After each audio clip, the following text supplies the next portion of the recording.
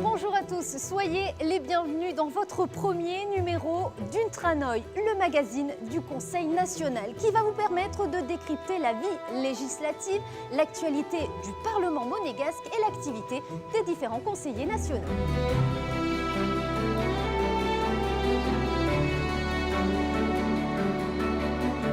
Je me trouve en plein cœur du grand hémicycle, lieu habituellement réservé aux grands débats politiques. Et c'est ici que le 20 et le 21 juin auront lieu les séances publiques dans le cadre de la session législative de printemps.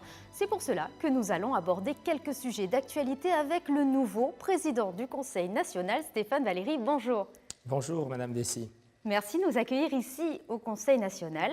Vous êtes les bienvenus dans cet hémicycle. Merci beaucoup. Alors, nouvelle mandature, nouvelle équipe et nouveau nom, Untranoï, si je le prononce bien. Untranoï. Expliquez-moi. Untranoï parce que nous voulons être et nous sommes un conseil national proche des Monégasques, des enfants du pays et des résidents. Et donc, bien sûr, Untranoï, ça veut dire en monégasque entre nous. Et je trouve que ça traduit bien ce que nous voulons faire de cette émission, c'est-à-dire une émission conviviale, une émission où nous allons partager avec les Monégasques et tous les habitants de la principauté qui nous regardent un certain nombre d'informations, de préoccupations, mais aussi de solutions, d'optimisme et d'amour et de fierté d'être monégasque. Alors, rentrons dans le vif du sujet, Monsieur le Président, si vous le voulez bien. Depuis votre investiture, le 22 février dernier, finalement, comment se sont mises en place vos équipes aujourd'hui ? Eh bien, aujourd'hui, donc, nous sommes pleinement au travail.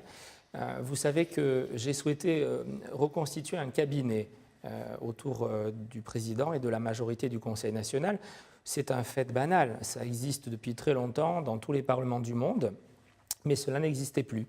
Donc, au-delà des permanents, et je tiens d'ailleurs à saluer le travail remarquable, il y a une quarantaine de permanents, de fonctionnaires qui travaillent dans ce Conseil national. Donc, la plupart sont rattachés au secrétariat général. Ils font un travail administratif, ils font un travail logistique indispensable pour le bon fonctionnement de l'Assemblée, mais ils sont impartiaux. Alors que le président et la majorité ont besoin d'une équipe qui partage leur programme, celui qui a été choisi largement d'ailleurs aux dernières élections par les Monégasques. Et ce cabinet, il est là pour m'aider et pour aider la majorité à coordonner son action et puis à faire réaliser la plus large partie possible du programme qui a été choisi par les Monégasques. Vous êtes attaché au principe du pas vers l'autre. Je rappelle que vous avez déjà occupé le poste de président du Conseil national de 2003 à 2010. Vous avez également été nommé conseiller du gouvernement pour les affaires sociales et la santé durant ces temps. Comment aujourd'hui se passent les échanges, les relations entre les deux institutions ? Eh bien, cela se passe dans le cadre justement de ces institutions qui sont très bien faites. Notre monarchie constitutionnelle est le meilleur régime possible pour la principauté. Et au fond, le Conseil national a besoin du gouvernement, mais réciproquement. Vous savez que je reprendrai volontiers l'expression du prince Albert II, que je trouve parfaite, qui est celle du pas vers l'autre. Le pas vers l'autre est nécessaire. Il est même indispensable pour le bon fonctionnement de nos institutions. Rien ne peut se faire sans l'accord des volontés du prince et du Conseil national qui représente le peuple monégasque. Donc le temps aujourd'hui est au travail, le temps est à l'apaisement. C'est vrai qu'il y a eu quelques tensions pendant la campagne électorale, après les élections. Le gouvernement, et notamment le ministre d'État, qui n'est là que depuis 2 ans et demi, avait connu un Conseil national effacé, qui était souvent une chambre d'enregistrement du gouvernement. Eh bien, depuis le 22 février, puisque c'est 11 jours après l'élection que nous avons pris nos fonctions, le Conseil national est de retour. Et comme nous l'avons dit, un Conseil national fort, c'est-à-dire un Conseil national qui exerce pleinement les prérogatives qui sont prévues pour lui par la Constitution, eh bien, est un Conseil national qui peut faire beaucoup de choses. Et je constate avec satisfaction que le gouvernement a pris la mesure aujourd'hui du résultat des élections et qu'au fond, tout le monde sera gagnant et tout le monde est déjà gagnant si la volonté des Monégasques, si leurs attentes, si leurs besoins et au-delà d'ailleurs de l'ensemble des résidents de la principauté, sont mieux prises en compte dans la politique générale du gouvernement. Donc, je suis satisfait des nombreuses réunions que nous avons tenues ces dernières semaines avec le gouvernement. Bien évidemment, il faudra concrétiser beaucoup de déclarations positives par des actes et des mesures concrètes. C'est ce qu'attendent les Monégasques et les résidents. Nous y veillerons dans les prochains mois. Alors concrètement, quelles sont les principales avancées obtenues depuis votre élection ? Il y a d'abord le logement. Vous savez qu'en matière de logement, pour nous, c'est la priorité nationale absolue de la mandature. Et je me réjouis d'entendre le discours du gouvernement qui est aujourd'hui s'est rapproché du nôtre. Donc le gouvernement déclare également, et je le crois volontiers, que c'est une priorité, ce logement, pour lui. Donc nous avons d'ores et déjà, mais je crois qu'on y reviendra peut-être un peu plus longuement tout à l'heure, mais je dirais simplement à ce stade de notre échange que la principale avancée, c'est que nous sommes arrivés avec 400 logements qui étaient prévus de construire dans ce mandat. 4 mois après, un peu moins de 4 mois après notre élection, nous sommes à 200 logements de plus, donc déjà 600 logements. Ce n'est pas encore suffisant, mais nous avons des solutions pour compléter ce chiffre. Et puis, les principales avancées en dehors du logement, je dirais la satisfaction d'une attente forte qui nous a été exprimée, qui est dans notre programme, validé largement par le vote des Monégasques, qui est la création d'un business center domanial à des prix très préférentiels pour les Monégasques, réservés aux Monégasques. Les crédits vont être inscrits dès le budget rectificatif 2018 et ce centre d'affaires donc domanial ouvrira dans le courant de l'année 2019. Je parlerai aussi d'un grand concert pour et par la jeunesse, puisque le gouvernement accepte notre proposition d'organiser chaque année, donc dès l'année prochaine, un grand concert gratuit qui sera choisi par un jury de jeunes, dont l'affiche en tout cas sera choisie par les jeunes, et qui va nous demander plusieurs centaines de milliers d'euros d'investissement, car nous voulons vraiment un concert avec une affiche au top, comme diraient les jeunes. Je vous parlerai aussi de déclarations très positives du gouvernement en commission plénière d'études, qui nous a déclaré nous entendre sur le fait qu'il fallait arrêter les augmentations brutales de loyers qu'il a pratiquées ces derniers mois et ces dernières années dans les locaux commerciaux et des locaux de bureaux domaniaux. Je pourrais aussi parler de la SBM. Il y a à peine quelques jours, donc, l'annonce a été faite officiellement par les dirigeants de la SBM de la création d'une nouvelle école de jeu. C'était une forte demande de notre part. Donc j'espère qu'au moins une douzaine de jeunes compatriotes vont pouvoir, dès le mois de septembre, embrasser la carrière d'employé de jeu. C'est important. Et puis je terminerai ce bref résumé des premières avancées de ce mandat en vous disant que c'était un grand symbole important pour nous. La première nomination d'un dirigeant important des casinos de Monte-Carlo depuis notre élection, c'est la nomination d'un sous-directeur au Sun Casino, a été respectueuse de la priorité nationale, comme nous le demandions.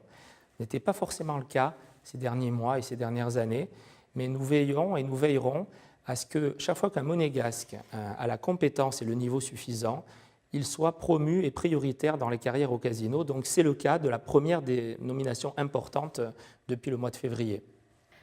Parlons des élus. Une assemblée plus jeune, est-ce que finalement ça peut représenter une force selon vous ? Oui, c'est une force, c'est une chance, c'est aussi une volonté de ma part qui ai conduit cette liste, mais surtout des Monégasques qui l'ont largement soutenue par leur vote. Nous avons aujourd'hui près d'un quart des élus des Monégasques qui ont moins de 33 ans. Ça place Monaco, son Parlement, parmi ceux du monde qui ont la part la plus grande de jeunes parmi leurs membres. Il me semble que la Benjamine a 28 ans, si je ne me trompe pas. Oui, absolument, mais il y a 5 élus qui ont moins de 33 ans. Ils sont très actifs. Alors bien sûr, ils sont encore en cours d'apprentissage de ce rôle de conseiller national auprès d'autres élus qui ont plus d'expérience qu'eux, mais ils nous amènent un dynamisme, une créativité formidable. Et d'ailleurs, j'en veux pour preuve que dans les premières séances publiques donc, de ce 20 et de ce 21 juin, sur les 5 textes qui vont être votés, eh bien, les 5 rapporteurs sont de nouveaux élus et vous verrez, la plupart sont très jeunes.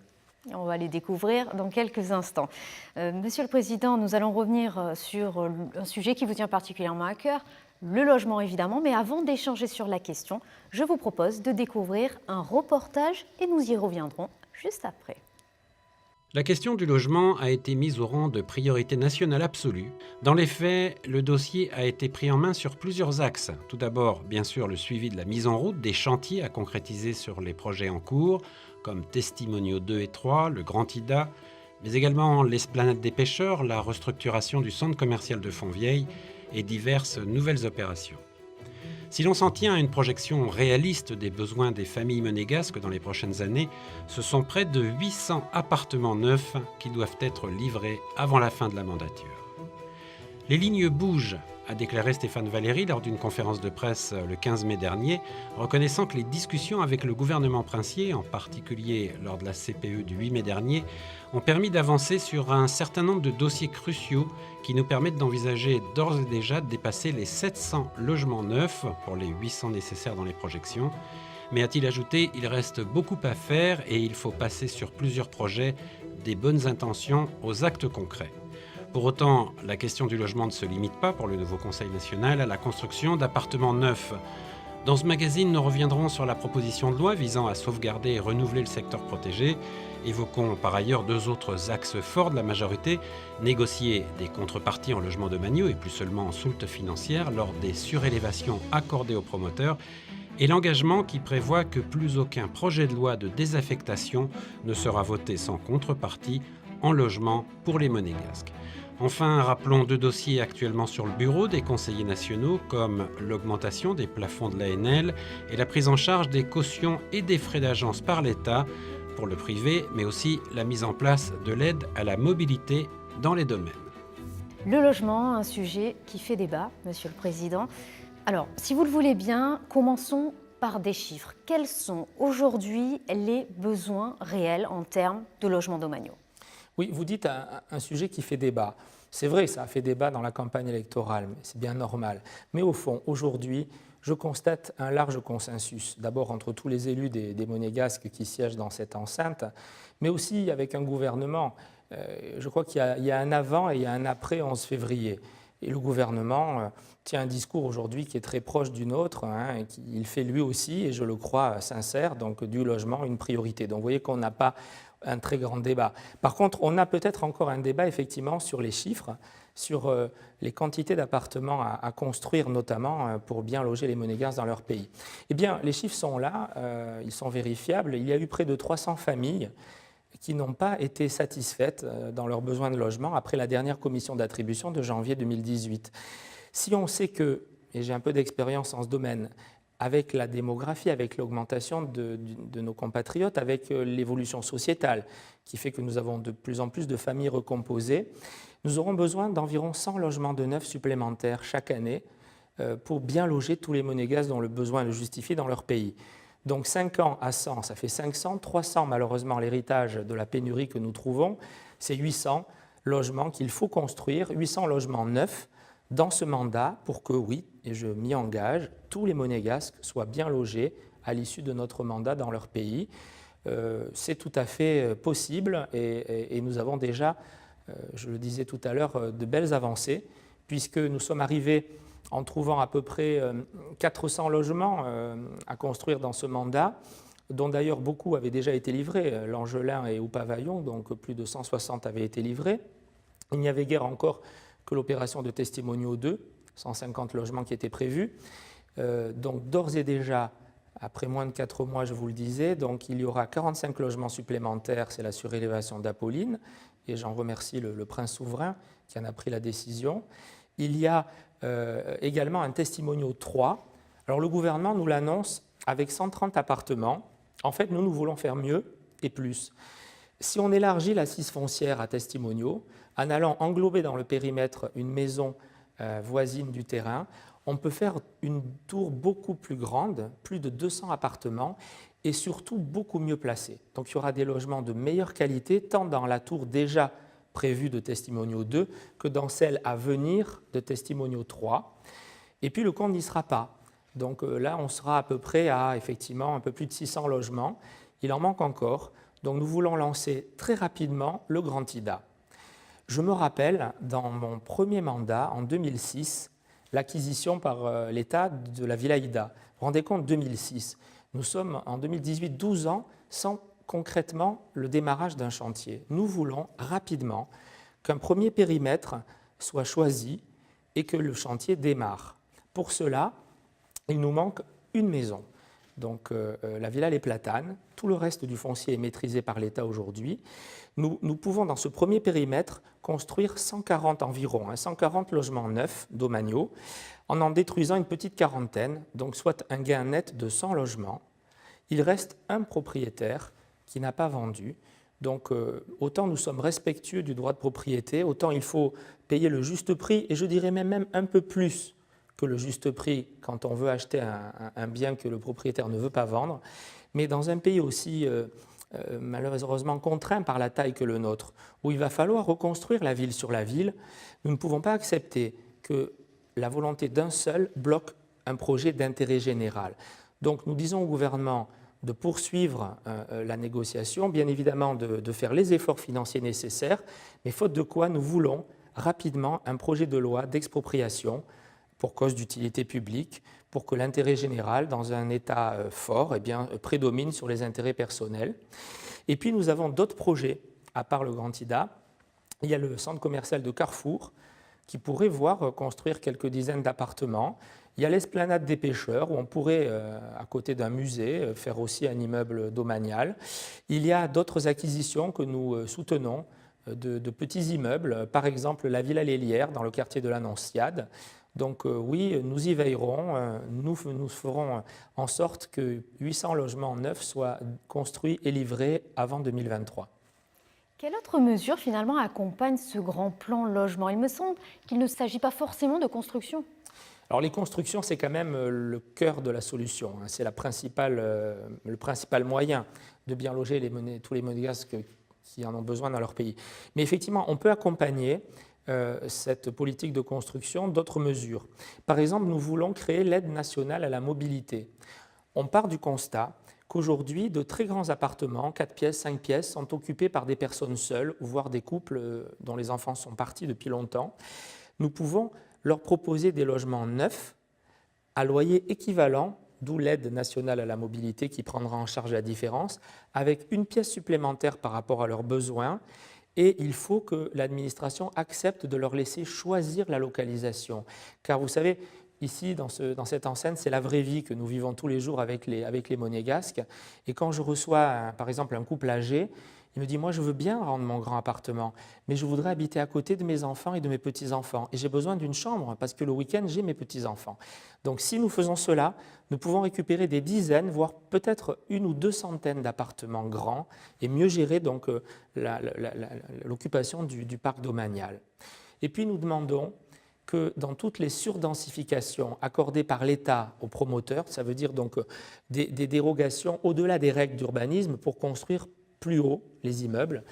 Pour le moment, le gouvernement négocie des soultes financières, de l'argent. Eh bien, nous voulons, tant que la pénurie sera là, au moins pour les 5 prochaines années, nous voulons que l'État négocie soit des appartements domaniaux en échange dans ces immeubles nouveaux, soit des appartements, si ce n'est pas possible, dans d'autres immeubles propriétés donc des promoteurs, pour que en fait, les Monégasques puissent être logés dans tous les quartiers de leur pays. Nous avons calculé que cette mesure à elle seule peut rapporter des dizaines d'appartements domaniaux supplémentaires. Voilà. Et puis peut-être, mais ce n'est qu'un palliatif pour le moment, puisque nous ne sommes pas encore en mesure de bien loger tous les Monégasques dans les domaines, il faut les aider, je pense aux plus jeunes en particulier, à se loger de manière temporaire dans le privé. Pour ça, il faut élever les plafonds qui sont pris en compte par l'aide nationale au logement. Aujourd'hui, c'est 2 500 € pour un F2, alors que la réalité du marché, c'est plutôt 3 500 à 4 000 €. Et nous voulons aussi que les cautions, les frais d'agence soient pris en charge par le gouvernement, parce que 7 mois, entre la caution, les loyers d'avance, le trimestre d'avance, la commission d'agence, ça peut représenter jusqu'à 7 mois de loyer. Et 7 mois de loyer, regardez, si on prend 3 000 €, c'est 21 000 €. Eh bien, je le dis, les foyers les plus modestes, et les jeunes notamment, n'arrivent pas à financer cela. Donc, il faut que l'État les aide dans les prochains mois. Un mot peut-être, et c'est important, sur les enfants du pays. Oui, ce sont un peu les grands oubliés. Aujourd'hui, ceux qui ont le plus de difficultés à se loger en principauté. Donc, car en fait, ils sont victimes d'une double peine. D'abord, il y a la pression des Monégasques qui, n'étant pas logés dans les domaines, vont se loger dans le secteur protégé, qui avant était surtout occupé par les enfants du pays. J'ai un chiffre qui est très parlant. En 2017, 83% des logements du secteur protégé ont été loués aux Monégasques. Donc, et puis, en plus, deuxième peine, ce secteur se réduit comme peau de chagrin, puisque chaque année, quand les promoteurs achètent un vieux bâtiment pour le détruire, la petite ou la grande tour qui remplace la maison ancienne, eh bien, elle est sur le marché libre, à loyer libre, à prix libre, donc inaccessible pour la plupart des enfants du pays. Nous voulons, nous, que cette population d'enfants du pays, qui a des attaches profondes avec la principauté, qui est très attachée à Monaco, sont nos camarades d'enfance souvent, nos amis, puissent continuer à vivre dans ce pays. C'est socialement juste, c'est une mesure humaine, c'est aussi l'intérêt bien compris de la principauté. Donc nous allons, promesse de campagne tenue, nous allons dès ce 20 juin voter une proposition de loi qui va permettre d'imposer dans la reconstruction des immeubles anciens autant d'appartements à loyer modéré dans le nouvel immeuble que ceux qui auront été détruits dans l'ancien immeuble. Donc on va ainsi pérenniser le secteur protégé, louer à loyer modéré des appartements neufs de qualité.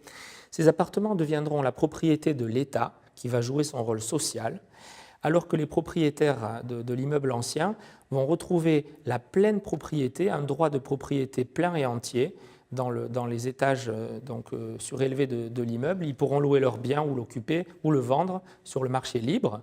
Et tout ceci reste très réalisable et très rentable, car la différence se fera bien sûr sur la hauteur, et dont les opérateurs et les promoteurs immobiliers continueront à vivre de leur métier sans aucun problème en principauté. Vous le voyez, nous avons beaucoup de projets en matière de politique du logement, mais aussi dans beaucoup d'autres domaines.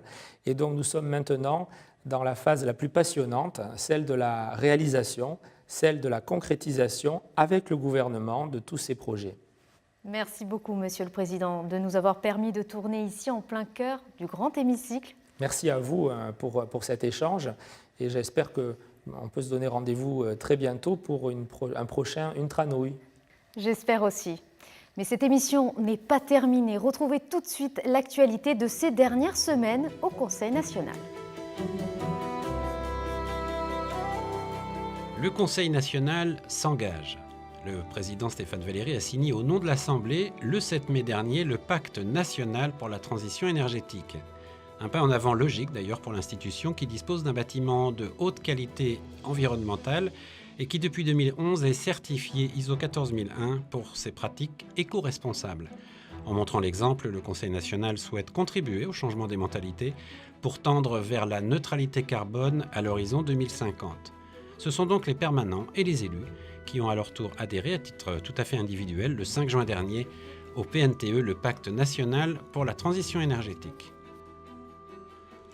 Monacotech a ouvert ses portes aux conseillers nationaux. Accueillis le 17 mai dernier par Jean Castellini, conseiller de gouvernement des finances, et par Fabrice Marquet, directeur de Monacotech, les élus ont pu rencontrer les différents porteurs de projets associés à l'incubateur monégasque. Pour le président de la commission pour le développement du numérique, Franck Julien, le véritable enjeu pour Monaco est de savoir retenir sur le long terme ces entreprises en principauté. Il est important qu'on se dote de structures pour que, notamment au niveau des locaux, il y ait un accompagnement post-incubation et que ces sociétés trouvent toute leur place dans le développement économique de la principauté. Et là aussi, le Conseil national aura un rôle important parce qu'il y a assurément des améliorations législatives à faire et bien entendu, le Conseil national jouera tout son rôle en la matière. Nous allons tout de suite passer la parole aux différents rapporteurs au travers de votre nouvelle rubrique « L'esprit des lois ».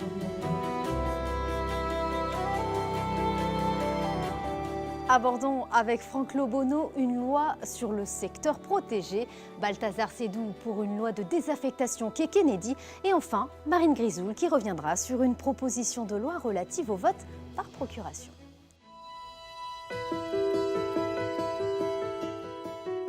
Cette proposition est issue d'un constat. Le secteur protégé disparaît petit à petit. Il disparaît car plus en plus d'opérations immobilières se font sur des immeubles du secteur protégé. Et comme vous le savez, c'est dans ce secteur que sont logés encore en grand nombre des Monégasques et les enfants du pays qui ont réussi à y trouver un appartement. Et ça, c'est la population stable que nous devons protéger. Et si nous voulons régler le problème du logement à Monaco, il faut s'y atteler en raisonnant de façon globale. Nous avons besoin d'appartements domaniaux d'un côté et d'un secteur protégé revitalisé de l'autre. Cette proposition est là pour ça. Ce texte lutte contre la disparition du secteur protégé. Vous savez qu'il y a en moyenne à Monaco 50 appartements du secteur qui disparaissent chaque année. Ce texte concerne l'avenir du secteur protégé et je dirais même que nous allons, par cette loi, créer le secteur protégé de demain. Le mécanisme de cette proposition s'appuie sur 2 points indissociables.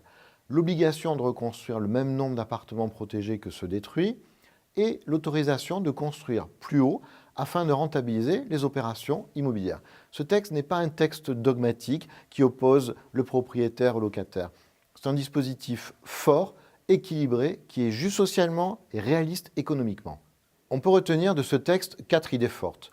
On maintient le secteur protégé pour loger les bénéficiaires monégasques et enfants du pays. On rend aux propriétaires leur plein droit de propriété dans les nouvelles constructions surélevées. On fait jouer à l'État son rôle social en tant que propriétaire des futurs appartements protégés. Et enfin, on permet le maintien des opérations immobilières qui restent rentables. C'est un texte duquel chacun sortira gagnant. La parcelle de terrain qui fait l'objet de cette désaffectation se situe sur le quai Kennedy, au niveau de la compagnie des autobus de Monaco. Concernant la désaffectation en elle-même, rappelons que, conformément à la Constitution, toute désaffectation, qu'elle concerne une parcelle qui appartient à la commune ou à l'État, doit être prononcée par une loi. Concrètement, une désaffectation consiste à faire entrer un bien du domaine public de l'État dans le domaine privé de ce dernier. Le nouveau Conseil national pense que les contreparties obtenues dans le cadre d'une désaffectation doivent porter soit sur des appartements, soit sur des budgets permettant d'en acquérir. Quel est l'impact pour les Monégasques ? Cette opération présente de multiples intérêts. Tout d'abord, d'un point de vue urbanistique, le projet proposé est très valorisant pour le site. Il permettra de faire disparaître des immeubles vétustes. Ensuite, ce projet est d'une grande importance pour la commune, dans la mesure où la contrepartie financière qui lui est versée par l'opérateur privé permettra au club Le Temps de Vivre d'aménager des locaux neufs pour accueillir les retraités de la principauté. Mais aussi, le Conseil national a profité de ce projet de désaffectation d'une petite parcelle du domaine public pour obtenir des logements pour les Monégasques. Pour les Monégasques, comme nous l'avons dit, avec ce Conseil national, il n'y aura plus de désaffectation du domaine public sans contrepartie en logement, que ce soit dans le cadre de ce projet ou ailleurs dans Monaco. Le propriétaire privé ne pouvant proposer une contrepartie en logement, seule une soulte financière a pu être négociée. Mais le Conseil national a obtenu que les sommes récupérées soient bien utilisées pour l'achat d'appartements par le gouvernement afin d'augmenter le parc domanial et d'attribuer ces appartements lors de la plus proche commission d'attribution. C'est une négociation dans laquelle l'État et les Monégasques ressortent gagnants. Dans le cadre de ce projet, je suis très satisfait que la Commission ait obtenu une valorisation autrement supérieure à celle proposée à l'origine. Cette opération illustre bien le changement d'approche de cette mandature. C'est un exemple de ce qu'il faut faire pour la suite et que nous nous engageons à suivre. Cette approche aurait dû être mise en œuvre par le Conseil national sur l'extension en mer. Nous aurions, dans cette situation, obtenu des logements pour les Monégasques. À l'approche du scrutin de février dernier, de nombreuses personnes n'ont pu établir leur procuration pour des raisons techniques ou parce que le motif de leur absence n'était pas pris en compte. Pour vous donner une idée, lors des dernières élections, les procurations représentaient plus de 5% des suffrages exprimés. Malheureusement, un nombre important de procurations n'ont pas été validées, ce qui a donc privé certains Monégasques de pouvoir faire entendre leur voix. Tout d'abord, ce texte permettra une véritable avancée pour les personnes qui ne sont pas à Monaco le jour du vote. Que ces personnes vivent à l'étranger, qu'elles y fassent leurs études, qu'elles soient en déplacement professionnel ou encore en vacances, les démarches à suivre seront très simples, beaucoup plus simples qu'à l'heure actuelle. L'objectif recherché par ce texte est de simplifier les conditions et modalités d'exercice du vote par procuration en attendant que le vote électronique, permis par un texte de 2014, soit mis en place en principauté. À l'heure actuelle, il faut constater que c'est trop restrictif et trop compliqué. Par exemple, vous ne pouvez pas voter par procuration si vous êtes en déplacement pour des vacances. Demain, ce sera possible. Les justificatifs demandés actuellement, très complexes, seront allégés avec une simple attestation sur l'honneur. Enfin, les documents pourront être adressés à la mairie par le biais d'un procédé électronique sécurisé. Je suis moi-même issue d'une famille d'expatriés. Lorsqu'on est dans cette situation, il est difficile de se sentir intégré dans la vie de la principauté au moment des élections. D'autant plus quand on rencontre des difficultés pour voter. Environ 900 monégasques vivent à l'étranger et je suis fière de dire que ce texte pourra leur permettre de s'en sentir davantage associés à notre communauté monégasque. L'actualité du Conseil national continue, toujours en images. Fierté, oui, fierté. D'autant plus grande que j'ai l'honneur d'être la première vice-présidente de cette Assemblée, ce qui prouve que l'histoire avance pour nous toutes, mesdames. C'est par ces mots, le 8 mars dernier, à l'occasion de la Journée internationale des droits de la femme, que la première vice-présidente dans l'histoire du Conseil national, Brigitte Bocon-Pagès, a accueilli une centaine de femmes dans l'enceinte de l'hémicycle. Organisée depuis 2004 à l'initiative du président Stéphane Valéry lors de la création de la Commission des droits de la femme et de la famille, cette réception avait cette année pour thème « La place de la femme dans la cité de demain ». Le Conseil national compte, durant cette mandature, aborder toutes les questions liées au statut de chef de foyer, aux aides sociales, au harcèlement ou bien encore à l'interruption volontaire de grossesse. Même si les mentalités évoluent en matière d'égalité homme-femme, le combat vers la parité n'en est pas pour autant terminé. Dans le cadre de leur cours d'éducation civique, 2 classes de primaire de l'école de Fontvieille ont été reçues dans l'hémicycle pour assister à une présentation sur le rôle du Conseil national dans nos institutions. Assis le temps d'une matinée à la place des conseillers nationaux, les élèves de CM2 et de CE2 ont été accueillis par le président Stéphane Valéry et par Marc Mourou, président de la Commission de l'éducation et de la jeunesse. Le président Valéry a symboliquement convié là où le futur délégué de classe à revenir au Conseil national pour une séance de photos bien plus officielle qui sera prochainement organisée dans le fauteuil du président. Bonjour à tous, nous sommes dans ce lieu symbolique qui est le lycée Albert Ier, centre d'examen de tous les bacheliers à Monaco. De la part du président, de tous les conseillers nationaux et de tous les permanents du Conseil national, nous vous souhaitons bonne chance, bon courage pour ces épreuves du baccalauréat 2018, étape importante dans votre vie pour commencer soit l'université, soit une école. Nous sommes avec vous, maintenant c'est à vous de jouer. Vous la découvrez en avant-première dans cette émission, voici la nouvelle identité visuelle du Conseil national. Ont été conservés de l'ancien logo l'hémicycle et les écus de la principauté. Désormais, le Conseil national est représenté sous la forme d'un cercle à l'image de l'ensemble de la communauté monégasque et symbolise le sceau qui est apposé sur les lois.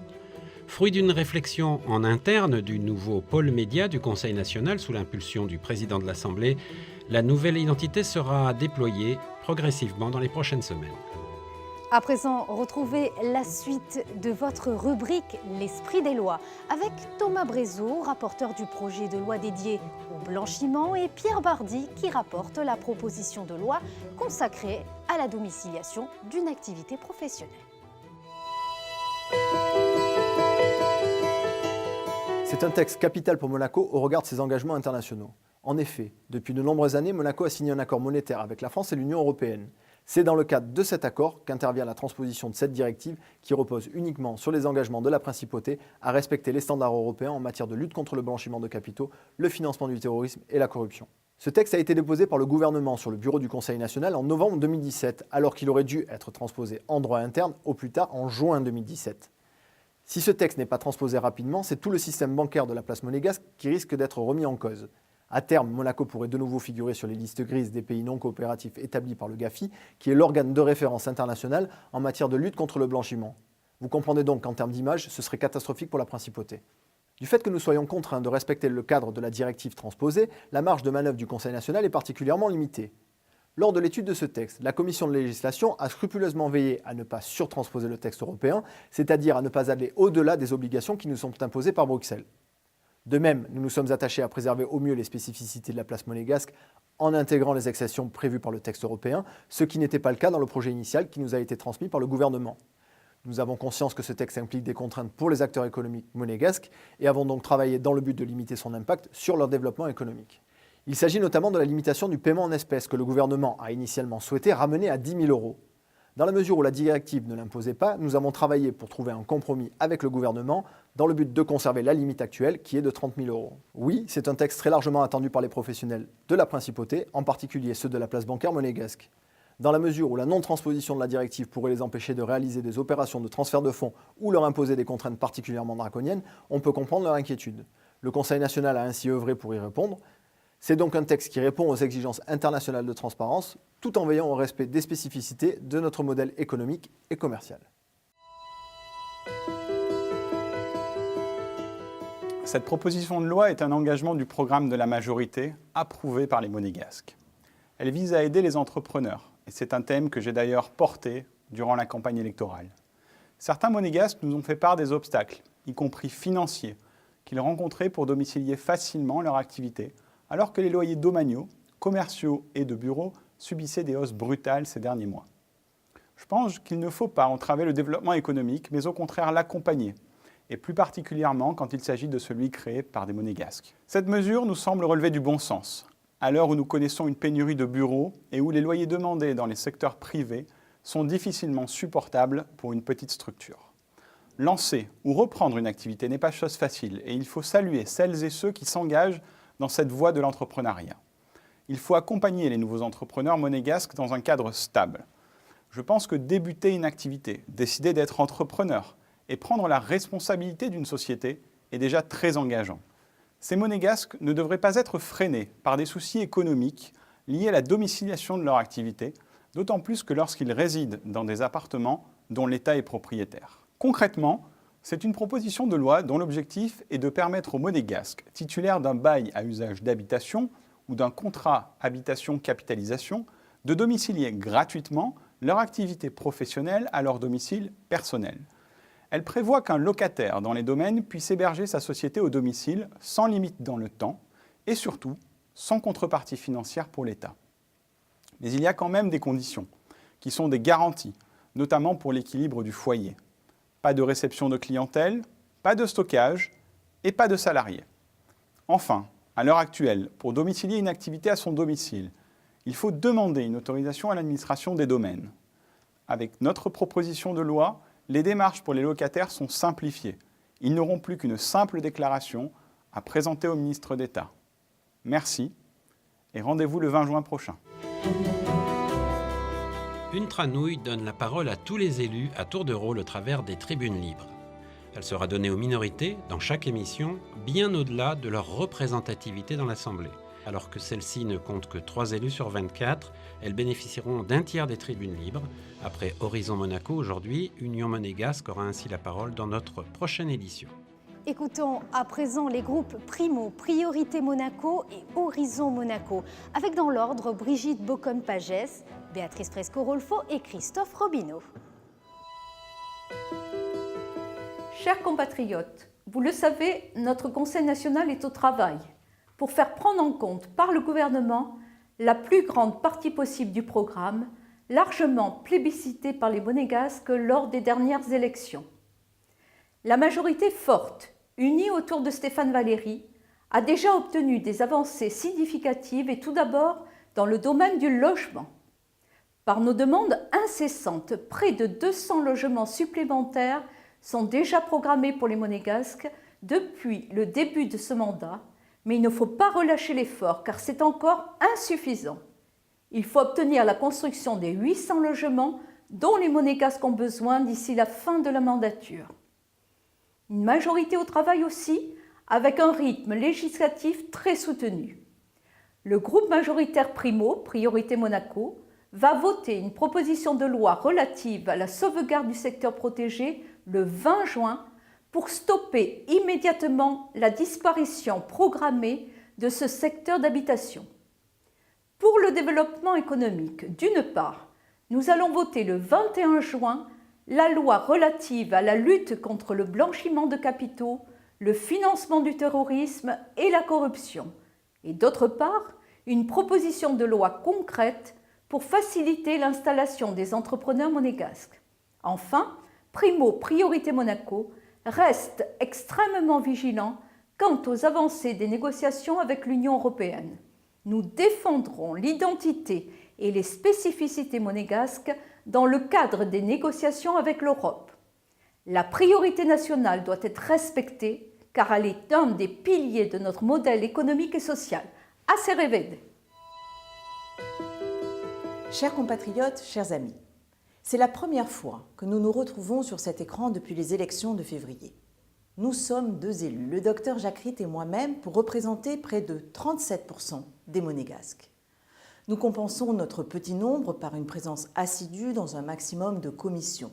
Une minorité de 2 élus n'a pas d'autre moyen que son travail pour arriver à être reconnu et exister. Avec un grand optimisme, nous nous attachons à regarder le bon côté. Une grande partie des différents programmes présentés au choix des électeurs ont des points communs évidents.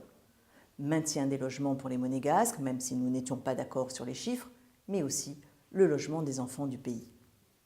Mais nous restons attentifs à tous les débordements ou transgressions qui pourraient se dérouler devant nos yeux. Car même si le point d'arrivée est le même, les moyens ou méthodes peuvent différer. Le docteur Ritt et moi-même ne ferons pas d'obstruction. Au contraire, nous saurons isoler les bonnes idées pour ne pas hésiter à pousser dans le même sens. Vos 2 élus sauront dépasser des postures uniquement politiciennes pour uniquement viser l'intérêt des Monégasques. Merci encore à tous ceux qui nous ont fait confiance. Mes chers compatriotes, avec la majorité Primo, nous défendons une vraie ligne politique, nous tenons nos engagements, nous restons fidèles à la défense de notre modèle social et de nos traditions. Dans le domaine du logement, nous sommes, et je suis particulièrement attaché, à défendre toutes les solutions qui permettront de mettre fin à certaines situations inacceptables, que ce soit pour nos compatriotes ou pour les enfants du pays.